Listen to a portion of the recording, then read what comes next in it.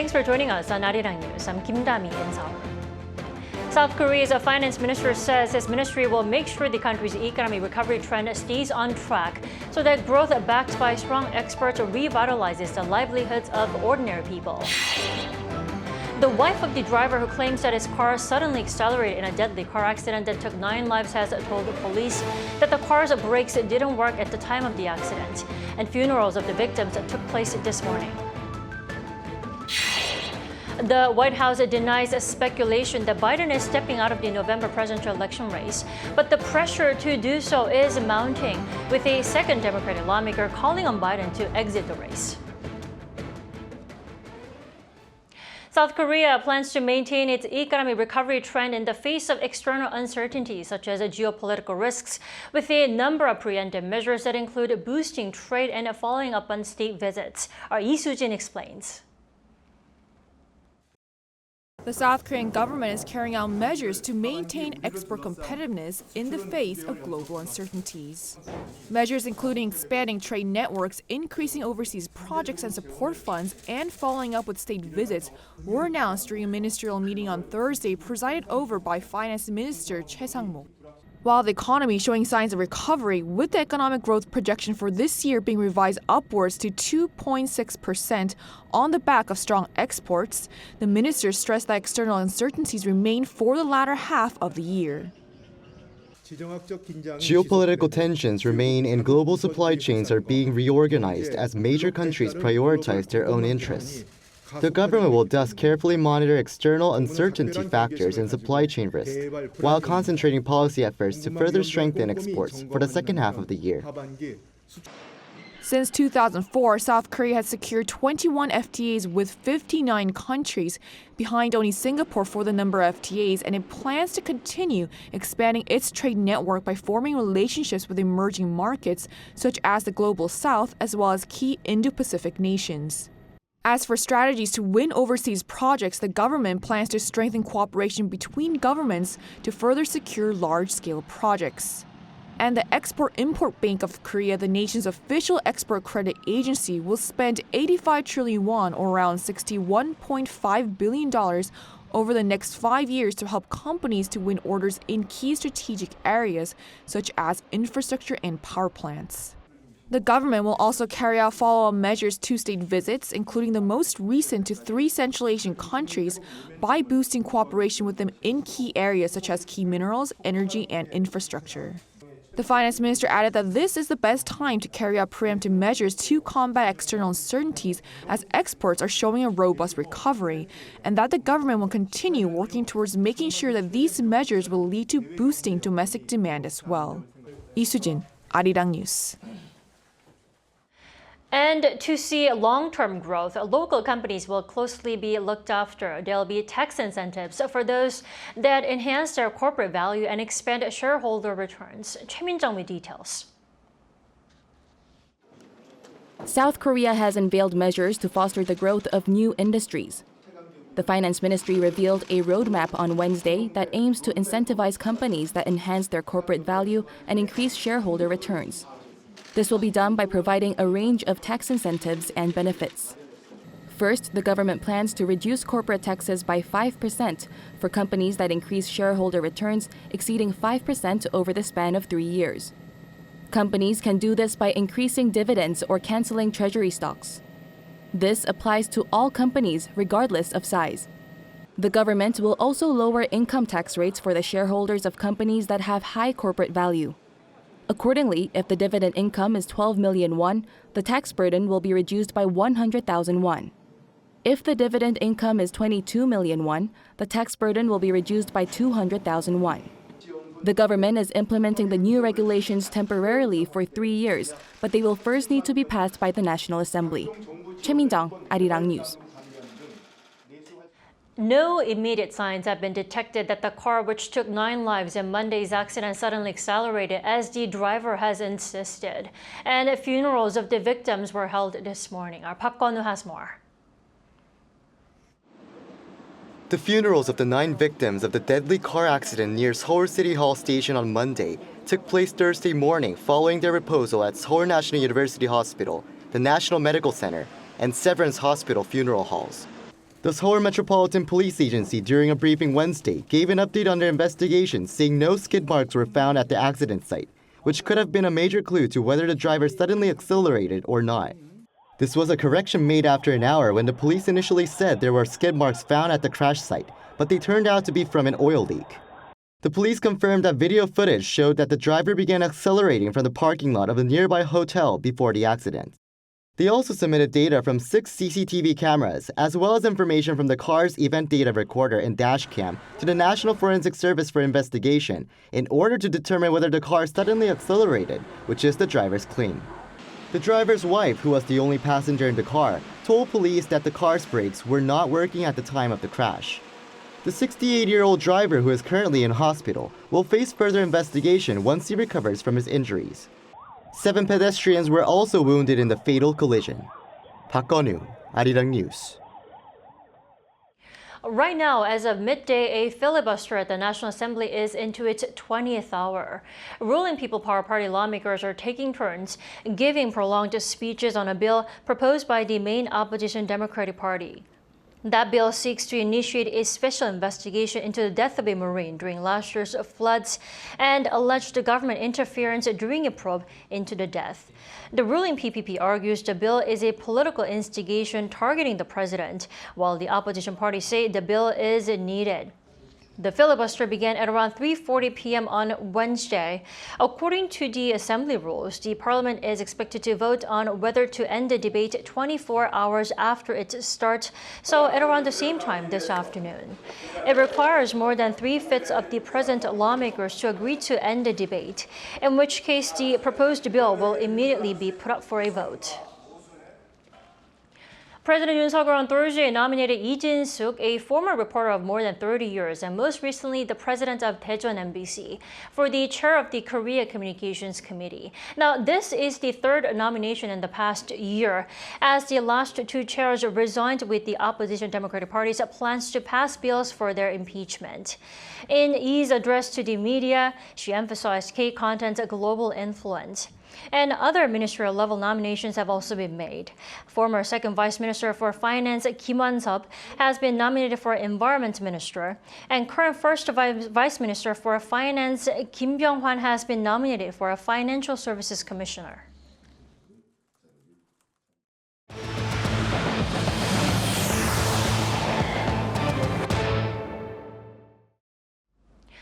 U.S. President Joe Biden had reportedly told an ally that he was considering whether to continue his bid for a second term in November. But the White House on Wednesday denied such a story. Lee Seung-jae has more.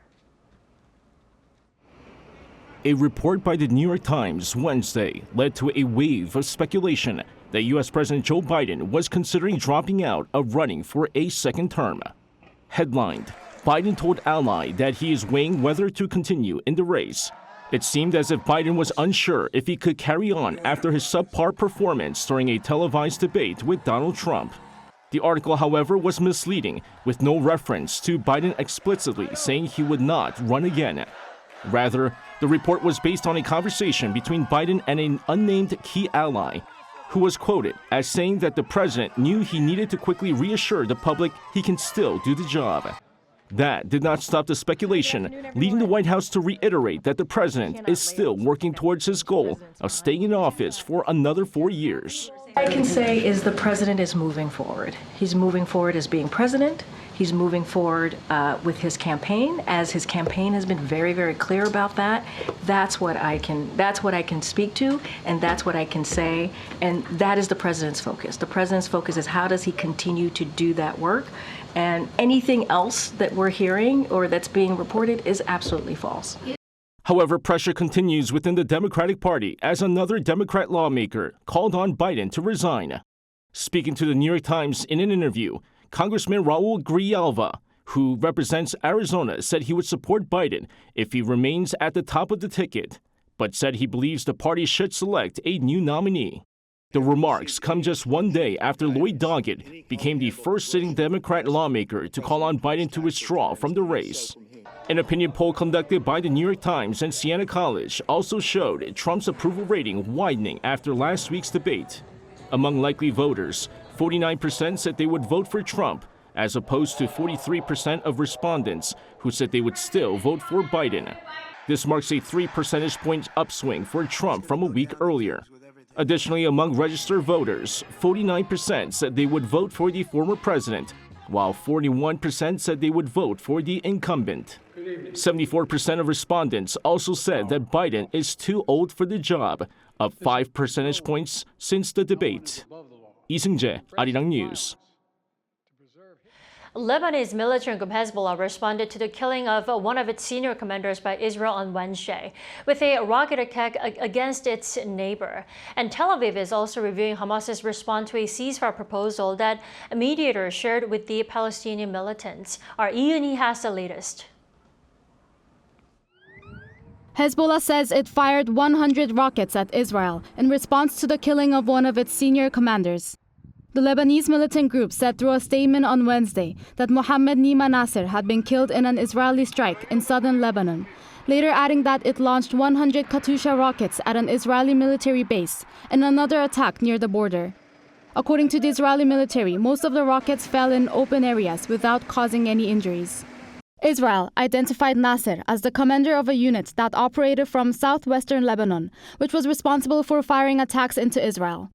Sources indicate that Nasser held a similar rank to Taleb Abdallah, a senior commander killed by an Israeli strike in June. That attack prompted Hezbollah to launch some 200 rockets at Israel, the largest rocket attack since the conflict in Gaza began on October 7th. Another of Hezbollah's top commanders was killed by Israel in January.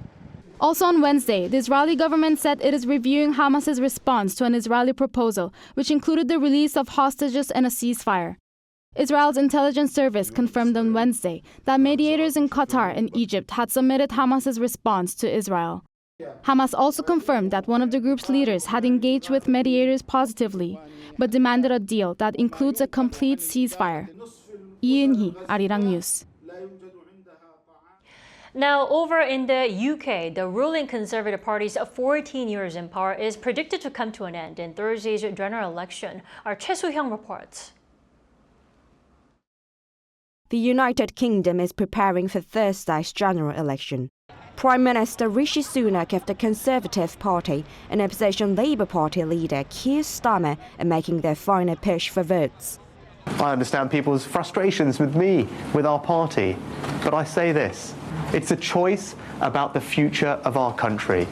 A choice that is going to have severe consequences for each and every family if we get that choice wrong. Just think what a Labour government with a supermajority would do.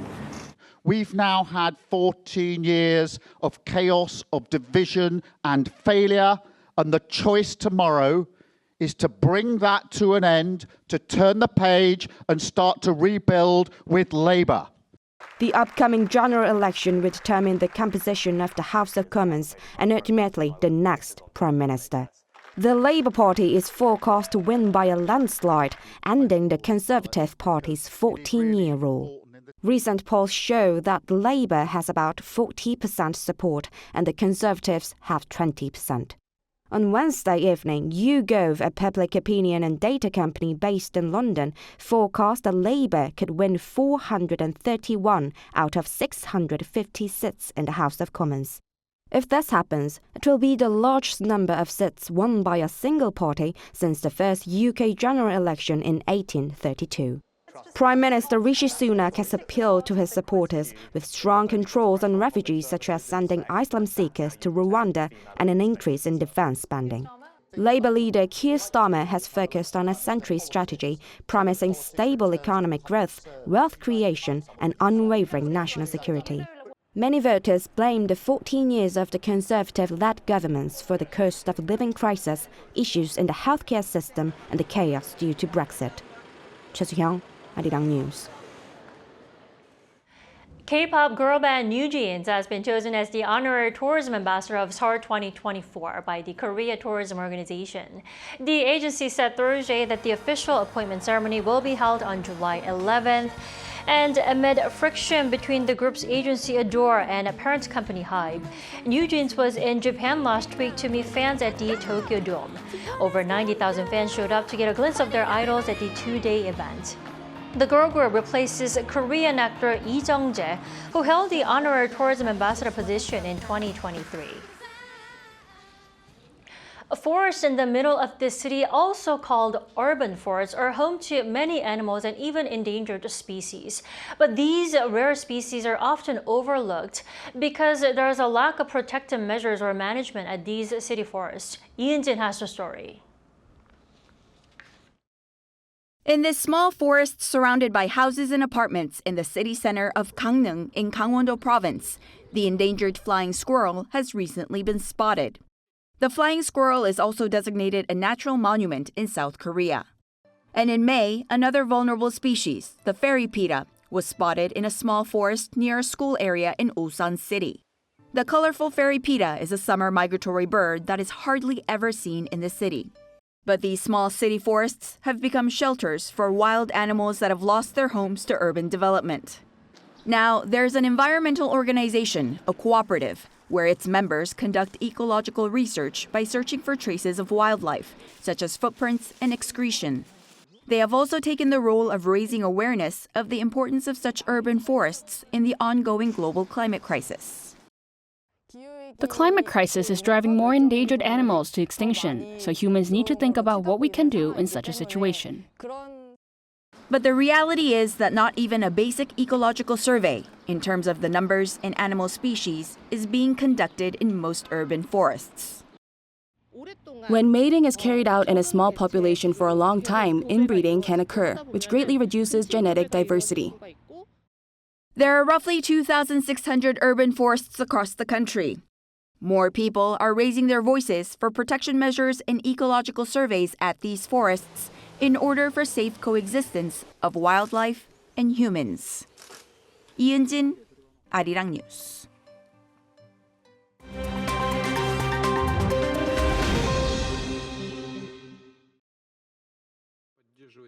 Let's take a look at the latest news in the world now. Russian President Vladimir Putin hailed relations with China, saying they are at their best period in history as he met with the Chinese leader Xi Jinping on the sidelines of the Shanghai Cooperation Organization summit in Kazakhstan on Wednesday. Both Putin and Xi praised the group, which includes Central Asian countries as well as India, Iran and Pakistan, for its expanding membership and emphasized stable Sino-Russian relations amidst regional tensions. Putin also said that those relations are not aimed against anyone, adding that both countries are acting in the interests of our peoples. The SCO, a regional security bloc founded by Russia and China some 20 years ago, is also set to welcome Belarus as a new member of the organization on Thursday. This year's two-day summit in the Kazakh capital, Astana, titled Strengthening Multilateral Dialogue, has security and stability at the top of the agenda. The powerful Hurricane Beryl hit Jamaica on Wednesday with a combination of a life-threatening storm surge and destructive winds. The Category 4 hurricane had already killed at least 7 people and caused significant damage in the southeast Caribbean. The storm is one of the strongest to strike Jamaica in recent years. It reached Category 5 at one point, making it the earliest Category 5 hurricane on record in the Atlantic. The death toll from Hurricane Beryl rose to at least 7 on Tuesday, as a total of 3 people were reported dead in Venezuela. The hurricane is expected to make landfall in the Cayman Islands from Wednesday night into Thursday, with a hurricane warning also in effect for part of Mexico's Yucatan Peninsula. Taiwan's Coast Guard on Wednesday asked China to release a Taiwanese fishing boat and its 5 crew members detained by China's Coast Guard late on Tuesday night. According to the spokesperson of China's Coast Guard, the fishing vessel violated the fishing moratorium regulations and trawled illegally within the prohibited area, leading to the seizure of the Taiwanese boat, which is now being held at Weitou, a port in southeast China. The fishing boat, Tachinman 88, with 2 Taiwanese and 3 Indonesian crew members, has also been accused of damaging marine fishery resources and operating during China's annual summertime fishing ban from May to August. The Taiwan Coast Guard Administration said it dispatched 3 vessels to rescue the fishing boat soon after it was intercepted, but was blocked by multiple Chinese boats and told not to interfere. Chinese authorities have seized and detained 17 Taiwan-registered ships since 2003 for fishing during the summertime ban. Now to Peru, where a runaway bull caused chaos among pedestrians and drivers in the streets of Santa Anita, a town to the east of Lima, on Monday. While no injuries were reported, security camera footage showed a bull charging against unsuspecting cars and pedestrians in the street, knocking over the cyclist. Local authorities showed up soon after and captured the bull. The owner, who later appeared to retrieve him, reportedly said he will pay for all damages caused by the bull. Kim Seong, Arirang News.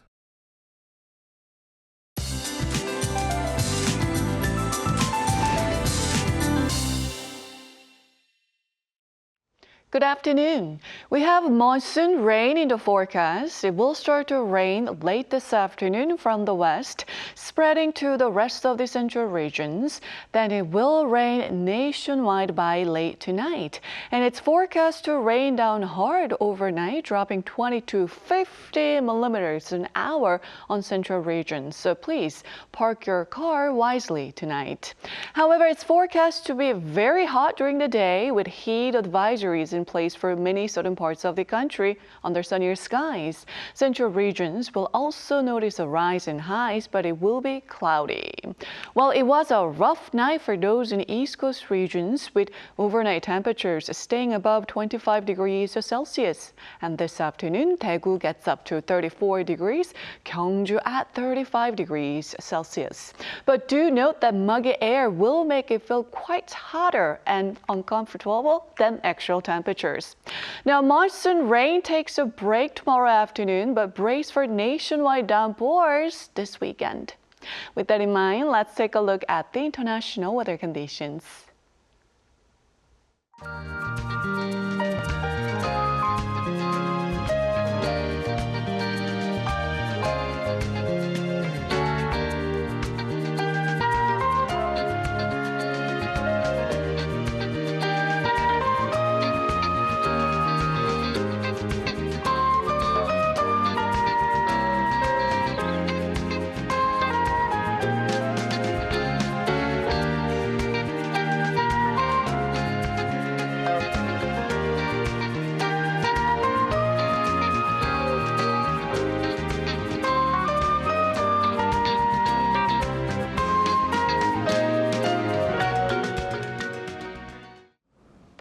That's all we have at this hour. Arirang News will be back at 2 p.m. Korea time. Thanks for watching.